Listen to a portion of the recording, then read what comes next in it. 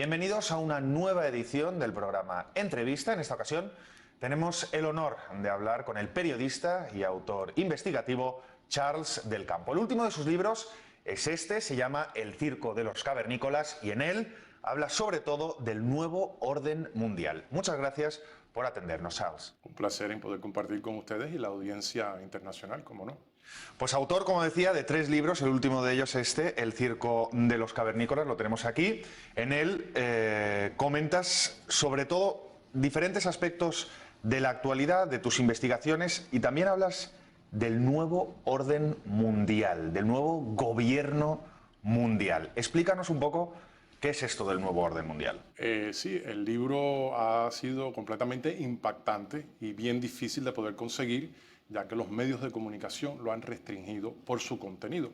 Como decía un gran polifacético y autor ruso, Nicolás Roerich, cuando el divulgar un crimen del gobierno se convierte en una criminalidad, es porque estamos siendo regidos por criminales. Entiendo que haces un paralelismo entre el gobierno mundial y el crimen. Claro. El nuevo gobierno mundial, antes de llegar a esa énfasis, es muy importante, porque todo empieza cuando Estados Unidos, tiránicamente, todos los senadores y congresistas trataron de diversificar la batalla que siempre ha sido entre el comunismo y tratar de establecer un enemigo nuevo llamado terrorismo. Y el terrorismo fue creado, desafortunadamente, en septiembre del año 2001, el 9/11, por Estados Unidos. Y esto ya cesó de ser una conspiración, es súper obvio. Y ahí es donde se establece la excusa de que hay terrorismo en todos los países y células para ellos poder expandirse con la excusa de estar peleando la gran batalla de terrorismo. ¿Y por qué Estados Unidos está haciendo esto y diversificando la atención fuera del comunismo hacia el terrorismo? Porque es la llave que ellos estaban buscando y sacrificaron a todas las víctimas, que fueron 3.000 de las Torres Gemelas, para usar eso como una excusa a lanzarse a entrar en un convenio con el comunismo. Porque Estados Unidos estaba planeando en exportar el 90% de su manufactura a China comunista. Y eso se llama en inglés trading with the enemy, comercio con el enemigo, donde se crean grandes embargos. Entonces en esos momentos empezaron a participar todos los monopolios y todas las personas de la burocracia empezaron a tener acceso a comercio, de lo cual estaba restringida a las personas. Y claro, como consecuencia macroeconómica, la infraestructura económica de Estados Unidos empezó a decaer porque el pueblo se vio en millones por porcentaje desempleado. Ya que mencionabas el 11 de septiembre, ¿no? Ese terrorífico atentado terrorista que muchos, entre los que por lo que veo te incluyes, denominan como un autogolpe, ¿no? Sí. Después de ese atentado terrorista, después de ese 11 de septiembre, se creó una nueva realidad, pero también hubo pues una nueva legislación, ¿no? Hablo, por ejemplo, del Acta Patriótica, ¿no? Aquí en Estados Unidos. ¿Cómo valoras tú que el gobierno haya dado esos pasos, que se haya abierto el Acta Patriótica, que ahora, más de 10 años después, pues está empezando a sembrar muchas dudas, ¿no? Claro. No, lo primero que estos corruptos senadores y congresistas, de lo cual fueron pagados por cabildeo de la industria de armamentos para mantenerse en silencio, lo primero que el gobierno tenía que hacer era empezar a desmantelar cautelosamente la constitución de su país. Y eso es ilegal en sí. Y lo más sorprendente de todo esto es que el pueblo se ha mantenido en una apatía colectiva, sin crear ninguna revolución, sin crear ninguna oposición. Y esto es lo más sorprendente, porque estamos viendo ahora canales y prensa de comunicación como la de RT, televisión, donde Rusia se está democratizando cuando Estados Unidos se está convirtiendo en un país totalitario, semifascista, donde la dictadura ya es aceptada por el 90% de la sociedad. Y eso es algo muy peligroso. Pero volviendo al tema de esto de los armamentos, ellos fueron y pudieron sobornar bajo cabildeo, lo que se llaman los lobistas, a todos los senadores y congresistas. ¿Y qué es lo que hay que hacer hoy en día? Estas personas que han tiránicamente traicionado a su patria no son americanos. Entonces nosotros, personas como Assange, Bradley y Snowden, son los grandes titanes que están representando los intereses de la Constitución y han tenido que abandonar a su país, y otros que están encarcelados por representar los intereses de ser americanos. Entonces ahora hay consecuencias de sanciones a todo aquel que trate de hacer la expresión de libertad, no solamente verbalmente y en la comunicación, sino también en las editoras. Comentabas esa apatía, ¿no?, también de la sociedad, y lo digo porque hablamos de Bradley Manning, de Edward Snowden, de Julian Assange, gente...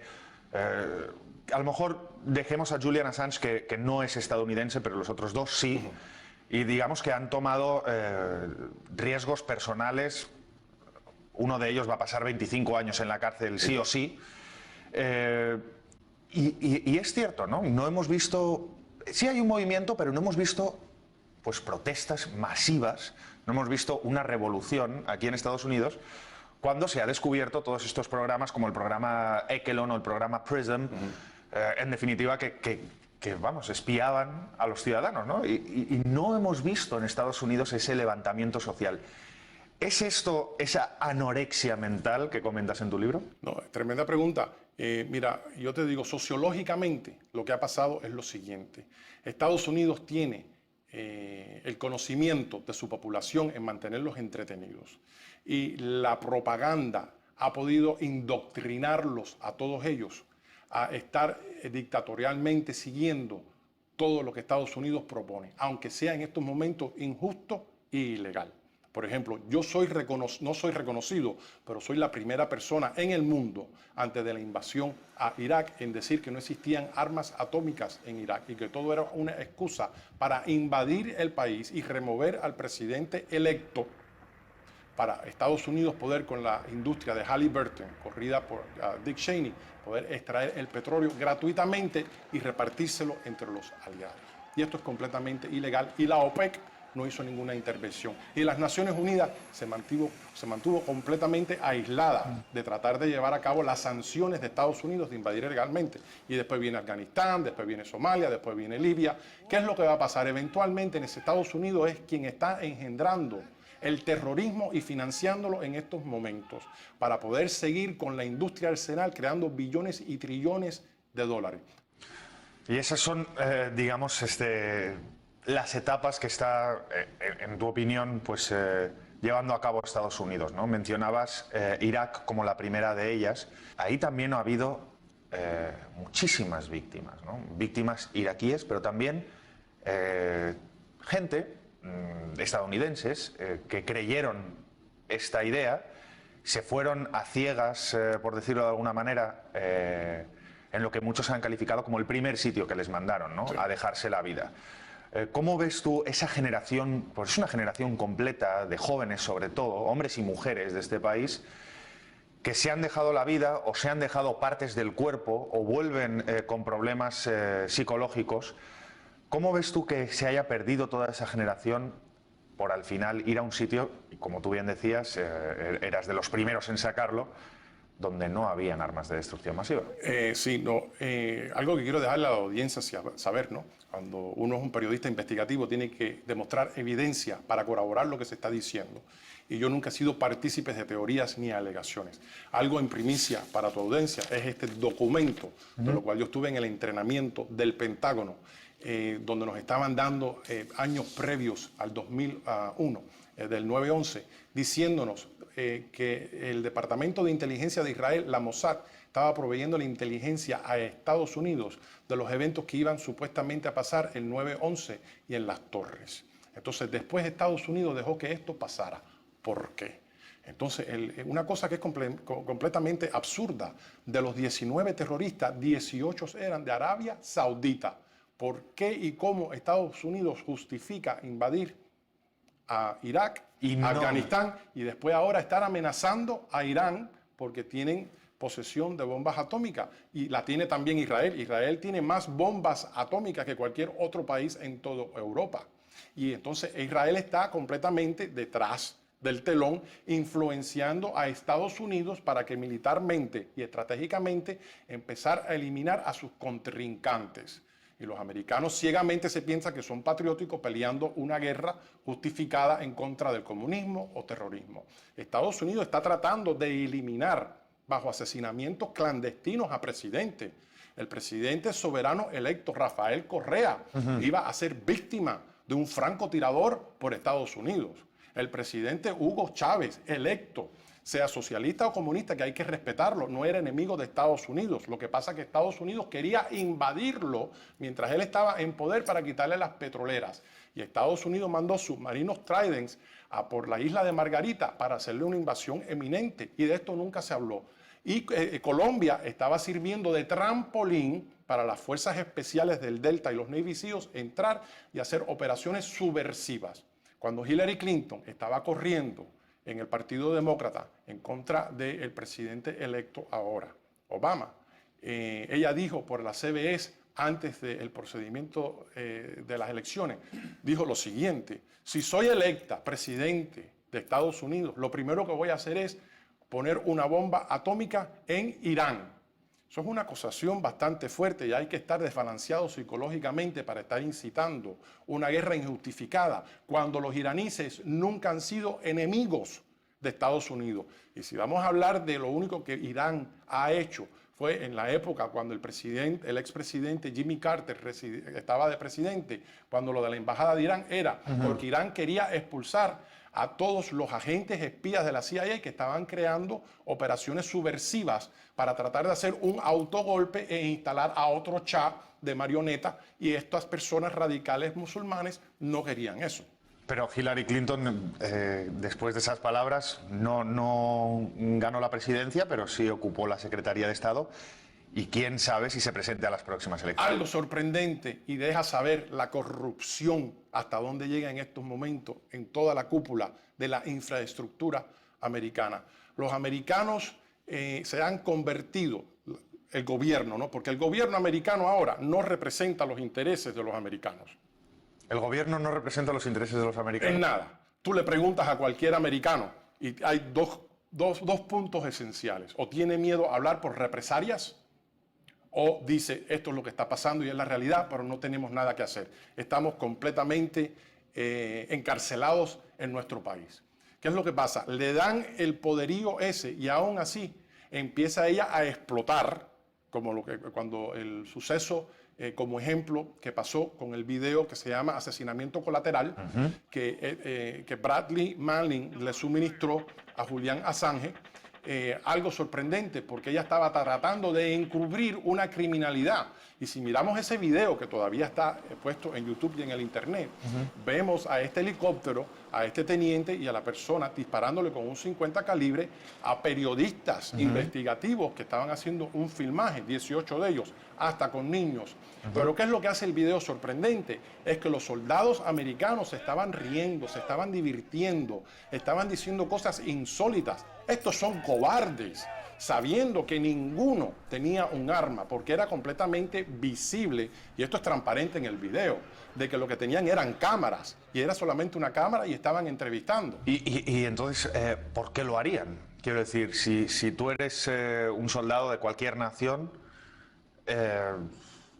sabes que te vas a meter en problemas, en teoría, si disparas a periodistas, ¿no? Por eso es que el libro se llama El Circo de los Cavernícolas. Por eso te quería preguntar. Porque hemos salido de de la época paleolítica, donde estaban los cavernícolas viviendo como Cro-Magnos en caverna, y nos hemos reintegrado a cavernas modernas, y no hemos evolucionado por más tecnología que tengamos. Y ese es el problema del humano. Ha cesado de ser humano.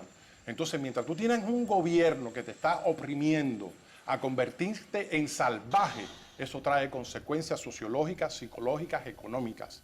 Entonces, algo sorprendente.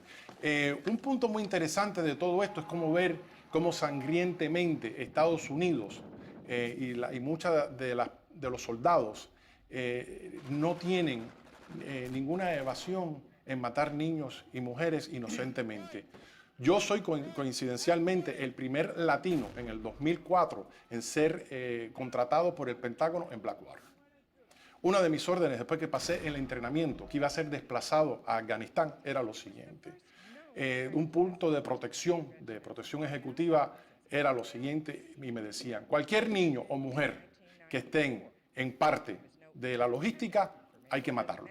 Y en ese momento yo dije, no, yo no firmé para eso, eso es ilegal, Y tú sabes una cosa, hay que tener una creencia religiosa en alguien. No importa si es en Mohammed con el Corán, no importa si es con Krishna en el Bhagavad Gita, no importa si es en Jesucristo en la Biblia, pero tenemos que tener un punto de referencia de nuestras vidas para evadir estas tentaciones que son demonológicas y nos está haciendo daño. Entonces Estados Unidos está ahora en estos momentos incitando guerras nucleares, de que solamente no va esto a crear víctimas en estos países soberanos, aunque sea Corea del Norte, tú sabes, las consecuencias en los países subsiguientes aliados van a sufrir. El planeta va a sufrir, el ambiente va a sufrir, el agua, los alimentos, esto trae consecuencias. Entonces tenemos que ver una cosa muy seria y estamos descartándonos. Es Estados Unidos el que se ha convertido en el enemigo del planeta.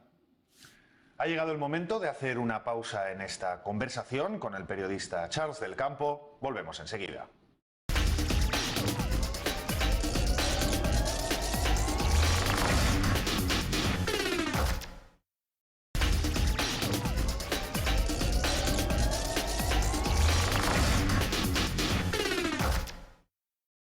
Ya estamos de vuelta, continuamos con esta interesante conversación en la que estamos analizando un gran número de temas con el periodista y autor investigativo Charles del Campo. Te preguntaba, ¿qué es el gobierno mundial? Parece que ahora uno entiende que el gobierno mundial no deja de ser otra cosa, el enemigo del planeta, o lo que es lo mismo, Estados Unidos y sus aliados o intereses a nivel internacional. Claro, el gobierno mundial está compuesto de aristócratas, burgueses, multibillonarios, de cuales controlan los monopolios existentes hoy en día. Estos hacen cabildeos en Estados Unidos, de lo cual cada año Estados Unidos se gasta en cabildeo, en el gobierno, 92 millones de dólares. Quiere decir que cada congresista y cada senador coge dinero de eso para hacer legislaciones de los intereses de los grandes monopolios. Recordémonos que el plan de reconstrucción de Irak y Afganistán fue dado a todos estos monopolios, de lo cual excluyeron a todas las industrias latinas, todas las industrias menores que querían participar de eso. Quiere decir ya que el capitalismo controlado cesa de ser. Por eso es que Estados Unidos se ha convertido en un país dictatorial semifascista. Semifascista porque imponen, inquebrantan y hay consecuencias. Y lo más sorprendente es que la prensa americana oprime este conocimiento para no educar al ciudadano. Pero lo interesante de todo esto, prensa como la de RT está ahora desafiando los grandes canales que están preestablecidos de hace años, porque están dando al descubierto programas como este que crean conciencia y ciertas personas sacrifican su vida para llevar a cabo objetivos donde la humanidad no sufra tanto. Por eso que estamos en una economía global de un caos que ha sido engendrado por el nuevo gobierno mundial basado en los monopolios y Estados Unidos sirviendo como el director de todo este panorama, haciéndole jaque mate a todo el mundo. Próximamente, todo Centroamérica, todo Hispanoamérica va a ser extremadamente explotado por Estados Unidos. Por lo siguiente, Estados Unidos carece de una cosa muy esencial. Tienen las bombas atómicas más grandes del mundo. No vacilarían en desemplear y matar a millones de personas inocentemente. Eso ya lo sabemos, ¿no? Pero Estados Unidos carece de alimentos y de agricultura para poder darle alimento a todos sus ciudadanos. Todo tiene que ser importado. Pero pues al hilo de esta afirmación, recuerdo que recientemente Joe Biden dijo al vicepresidente de Estados Unidos que América Latina dejaba de ser el patio trasero de Estados Unidos. Pero tú ves un futuro diferente, ¿no? Tú ves una América Latina que le va a hacer tanta falta a Estados Unidos que va a volver un poco, digamos, a tener ese control por parte de su vecino del norte. Mira, el director famoso Oliver Stone creó un documental llamado South of the Border.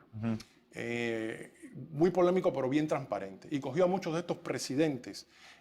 Rafael Correa, la presidenta en aquel entonces de Argentina, Nicaragua, Ecuador, como mencioné, y otros países. Y se les hizo una pregunta y ellos dijeron, si no nos unimos, incluyendo Bolivia, vamos a continuar siendo esclavos de Estados Unidos, donde vienen aquí a explotarnos por el IMF, el Fondo Monetario Internacional, de los cuales hacen unas imposiciones a nosotros y de los cuales vienen las petroleras y otras corporaciones aquí a explotar los ecosistemas y de lo cual el soborno es lo que rige. Y estos presidentes ahora que están siendo injustamente acusados de comunistas y socialismo, es toda una decepción para desacreditarlos, porque lo que están haciendo es uniéndose. Y afortunadamente el expresidente Chávez lo que había creado era un sistema que se le llamaba el sistema bolivariano para tratar de saldar la cuenta del IMF, y lo hizo. Y el IMF estaba negándose en aceptar eso. Entonces, de los billones de dólares que crea las petroleras de Venezuela, ellos pudieron darle préstamos a estos países sin interés para poder seguir subsistiendo. Y yo creo que hace falta una unificación en toda Latinoamérica para tratar de prevenir lo que Estados Unidos está planeando en contra de ellos en el futuro. Y hay que alertarse de esto porque Estados Unidos, yo me recuerdo que todo esto empezó en el momento que Estados Unidos quebrantó una ley internacional impuesta por las Naciones Unidas, que pudieron salirse con la suya. Hicieron un desplazamiento para ir a arrestar a Manuel Noriega y murieron miles de personas inocentes y civiles en Panamá. Cuando yo vi que pasó eso, porque Noriega era un ex agente y aliado de Estados Unidos, lo que pasa es que el presidente Bush Sr. tenía interés de un dinero de droga que había sido confiscado y el presidente padre Bush quería ese dinero. Y Noriega se negó y por eso le dieron la invasión. Después vino Granada y después subsiguientemente yo dije, esta es la teoría del domino, conocida en ciencias políticas. Se cae un domino, subsiguientemente otro. Los comentarios que haces, la línea que llevas, me recuerda mucho a la línea que llevaba Julio Carlos Pérez, ¿no? Sí. Tuve el placer de entrevistarle recientemente. Como bien sabemos, pues nos dejó también recientemente y descanse en paz. Siempre en sus intervenciones hablaba de que, bueno, y un poco igual que tú, ¿no? De que se le perseguía, de que tenía problemas para sacar sus libros, para poner ahí afuera sus ideas. Hay censura, hay que, incluso vosotros tenéis, la gente que estáis detrás de estas teorías, ¿tenéis que temer por vuestra vida? Yo creo que Julio Carlos Pérez y Pérez, que trabajó para la CIA por más de 30 años y un tremendo autor en su libro muy reconocido de Maine a Bagdad, 15 días antes de su fallecimiento, él me llama y me dice, Charlie, tengo miedo de que voy a ser asesinado por la inteligencia de Israel, la Mossad. Como muchas personas saben, él estaba envuelto en la liberación de Palestina y los derechos y los abusos de los cuales Israel ha sido sancionado por las Naciones Unidas en esto. Pero bueno, él decía la desinformación que la prensa de Estados Unidos le da a los palestinos que son terroristas. Y no lo son, ¿no? Julio me mencionó que él temía que iba a morir. Después llamo a los 15 días a su esposa y me dice, mira, él falleció ayer. Me quedó completamente sorprendido. Y digo, ¿cómo puede ser posible? Y me dice, entró al hospital porque sentía nada más que una falta de respiración como si nada. Le dieron un cuarto, almorzó de lo más bien. Después me llamó y me dice, mi amor, ve y busca a la enfermera que quiero charlar con ella. Me falta un poquito de oxígeno. Cuando regresó, fallecido completamente. Y eso me quedó a mí completamente sorprendido. Porque qué coincidencia que 15 días previos a eso, él me estaba divulgando esto. Sí, autores como nosotros, personas que no somos autores de telenovelas, nosotros nos convertimos en autores porque hemos estado directamente envueltos en operaciones, tanto privadamente como gubernativamente. Y de ahí surgen personajes como nosotros que quieren divulgar la verdad porque somos humanistas, somos demócratas, somos capitalistas, no somos personas que estamos tratando de abusar el sistema. El punto de referencia mía para todo esto es proconstitucionalista. Entonces están personas como nosotros, nos convertimos en objetivos y somos sancionados. No necesariamente por un francotirador porque deja forénsica, entonces ¿qué es lo que pasa? Se dan cuenta que fue un acto de una operación clandestina, pero puede ser médicamente, puede ser por una sustancia, hay miles de maneras, por un accidente de carro, saben cómo inventársela para dejar en duda si fue asesinado o fue un accidente. Yo personalmente sí he tenido atentados. Me han quemado la computadora, me han entrado a mi casa igual que Julio, y yo los dejo, porque ese es el riesgo que tomamos. Y no solamente nosotros como autores, ahí está Julian Assange, ahí está Edward Bradley, ahí están estas personas que han sido sentenciadas injustificadamente por ser titanes de la verdad. Para terminar, hablábamos de la conspiración del 11 de septiembre. Este año 2013 se cumplen 50 años de otra gran conspiración norteamericana, ¿no? La muerte del presidente Kennedy en Dallas. Hay paralelismos entre el 11 de septiembre y la muerte del presidente Kennedy. Por ejemplo, informes previos en ambos casos que alertaban de que algo iba a pasar, ¿no? En el caso de Kennedy, por ejemplo, de que a la persona que se le acusó finalmente de ser el único autor, ¿no? En México, en el DF, ya había salido unos días antes, diciendo, unas semanas antes, que iba a atentar contra el presidente, etcétera, y se dejaron que estas cosas pasaran. Te lo pregunto también porque veo que en tu libro, El Circo de los Cavernícolas, hay una dedicación especial a Kennedy. Cuéntame un poco por qué de esta dedicatoria al presidente y qué paralelismos ves entre el 11 de septiembre y la muerte de Kennedy. El libro está completamente dedicado a JFK por lo siguiente. Y es una cosa que el presidente dijo 7 días antes de fallecer. Y él dice lo siguiente: hay una conspiración en este país para esclavizar a cada hombre, mujer y niños. Antes de dejar este alto cargo, tengo la intención de exponer este complot. Esto lo dijo 7 días antes de ser asesinado. ¿Qué relación hay con esto al 9/11 y el nuevo gobierno mundial? Todo se compagina como un rompecabezas, donde paulativamente las personas que están en la cúpula lo han estado moderadamente poniendo para hacer un jaque mate ante el mundo completo de todos los países soberanos. ¿Qué es lo que pasa?